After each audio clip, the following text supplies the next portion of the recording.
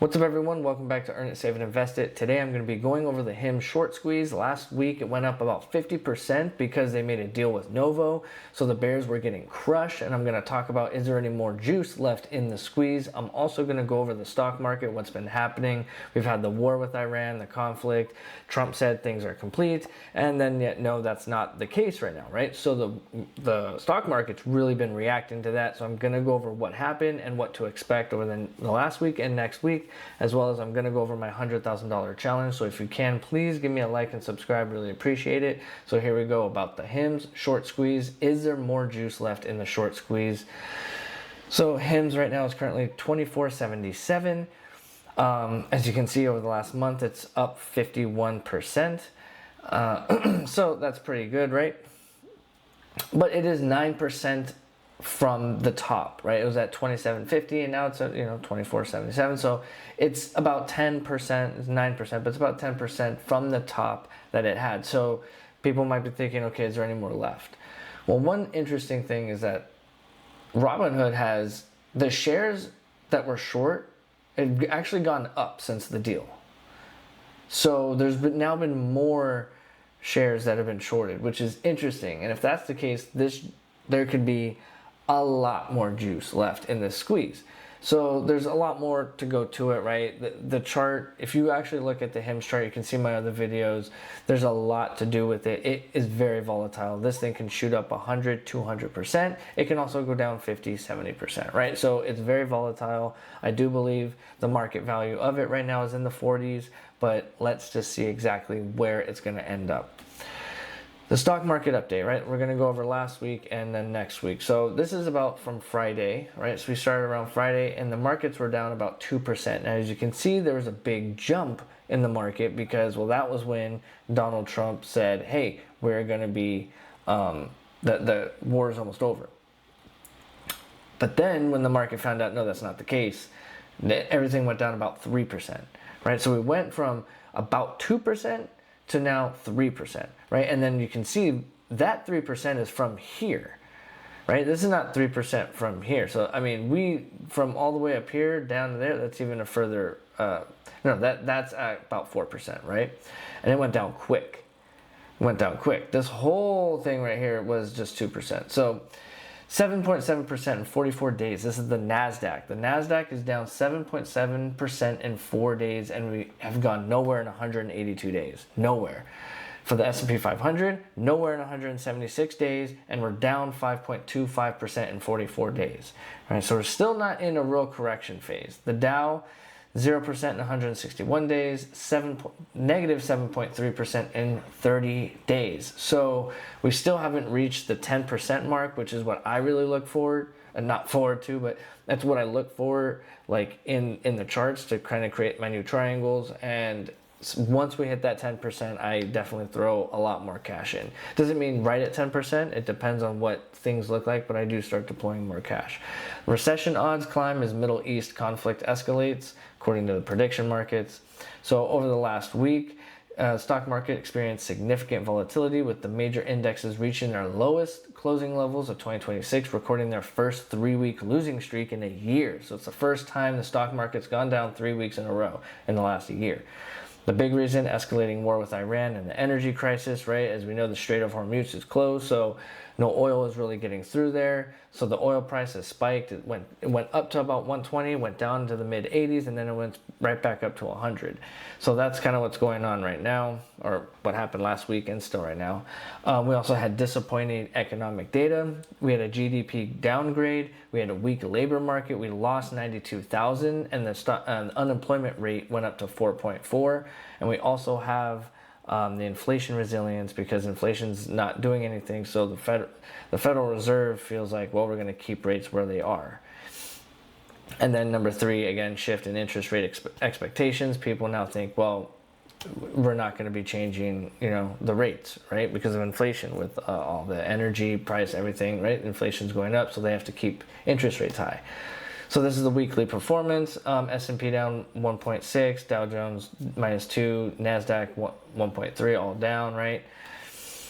Next week, what can you expect? Well, it'll be dominated by Federal Reserve meeting, high stakes AI summit, and set against the backdrop of the Iran conflict, right? So the first thing is we're going to have the Federal Reserve make their decision. Now, what are we going to do? Are they going to keep it the rate where it is? Or are they going to raise it? Or are they going to lower it? Well, what's exactly going to happen, right?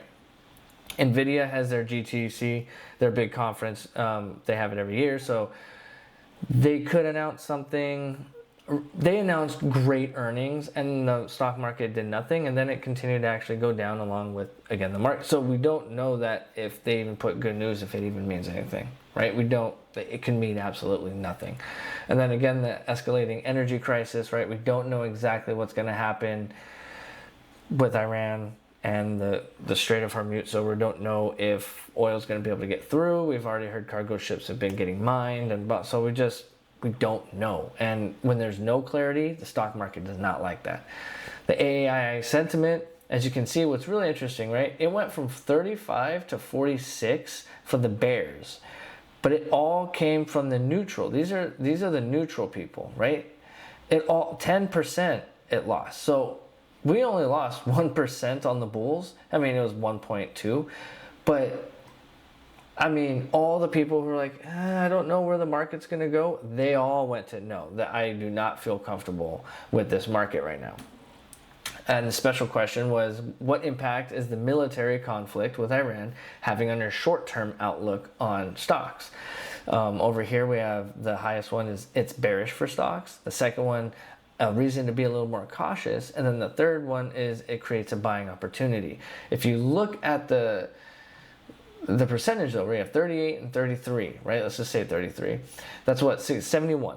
That's 71% think that the stock market is either bearish or be more cautious, right? So that's 71% of the market saying, hey, no, right? The fear and greed index, we're in extreme fear. We're at a 20. I've seen it at a 4. I haven't seen it any low. I know it has gone lower than that, but I didn't actually see it that day. But I know this thing can go pretty low. But right now we're at 20. We're in an extreme fear. These are typically times to buy, but like I said, we haven't even reached that 10% mark. You know, and what's crazy is like previous close, last one, extreme fear. 1 week ago, extreme fear, 25. A month ago, fear, 37. 1 year ago, extreme fear, 15. We were already in the crash, with the whole tariffs, right? So right now we just have all those benchmarks, a year, a month, everything. It's been extreme fear. It's kind of funny and interesting. For the earnings next week, don't really have anything. Hey, we got Playboy. Tuesday we have DocuSign, Wednesday Micron, Thursday Alibaba and FedEx. I'll be honest, I didn't even know Playboy had stock. DocuSign is going to be one where you have to look at the SaaS companies, right? This is kind of, I mean, I wouldn't say the last one, but in this week it's really the only one that has any kind of meaning to the SaaS, the software. Micron, obviously really big, so they could help move the market a little bit, move their own stock. Alibaba and FedEx, more of just kind of like what's going on in the economy, right? I guess, right. Alibaba is a little bit different than FedEx, obviously, but they both kind of have the same effects and like what they say, how it affects the market, right? So, or how the economy is doing. So my $100,000 stock market challenge, I'm on week 41. I'm at $8,076.09. I went up 5%. Thank you, HIMS. Still down 24% against the goal. Since June 2nd, I'm up 9.82%. But without all my deposits, including the 50 and the extra 300 I put in recently, I am down 22%. So that's just that right now. Once HIMS catches up again, when I started this challenge, HIMS was at $52. I mean, what can I knew that starting this challenge with my biggest position at what I thought was such a volatile and kind of inflated, I thought it wasn't really worth that much. So, I made the mistake maybe of holding it, but I just felt like it was long term. And I said, I'm just going to commit to this. I'm just going to do it. I just want to, I want to commit. So I just did it. And I just started this. So that's that. I still believe HIMS has a lot ways to go. As you can see, I just bought Hims. I bought another one at $21. So I bought one Hims, one Celsius, and then of course I also put in $50. So I bought one Celsius at 42, Hims at 21, I guess 21.32, and then a 42.31, and then of course I do the $50 deposit. So I was actually net negative $13. Nothing crazy. So this is my portfolio as of now. So I have Hims as my top weighted position again, now that it's gone up so much. It kind of shares its share with TQQQ, Celsius, and Meta is all around the same. Meta's gone down as of late as well. Celsius actually went down. I think Celsius is going to be a great stock. I'm going to be buying more of Celsius. I'm going to actually have a full video about their numbers. I wanted to set it up, and then all this Hims, all this war stuff happened, and I was like, just couldn't get it out in time. But I'm going to. All these stocks have basically been down. As you can see, the 1 week performance hasn't been anything good, of course, except for Hims. Celsius is surprisingly, because Celsius also doesn't get affected by AI, which is great, right? It's a great AI defense. It doesn't really get affected by AI. It's affected by consumers and how they're drinking their energy drinks and their fluids, right? But again, it's also down almost 2% after hours. So it's going to be a good position, a good time to to build a position. And then, as you can see right now, these are my total change, right? So how much, the dollar amount I'm down, and the total percentage I'm down. So I'm down about $100, $112 actually in Adobe, and almost 20% down on Adobe. So I'm still going to be buying a little bit of Adobe. I know they're going through their CEO transition and their numbers aren't super great, but they're growing, and eventually stock market's going to catch on, and the stock is going to go. And I want to at least have a low average position, right? So Amazon, I'm up about 17, almost 18%, and I'm up $121. Celsius, I'm up $177, up 18%. Salesforce, down just $4, down 2%. Fubo is my biggest loser. This is my loser right here. You're a loser. No, but it's actually my fault, right?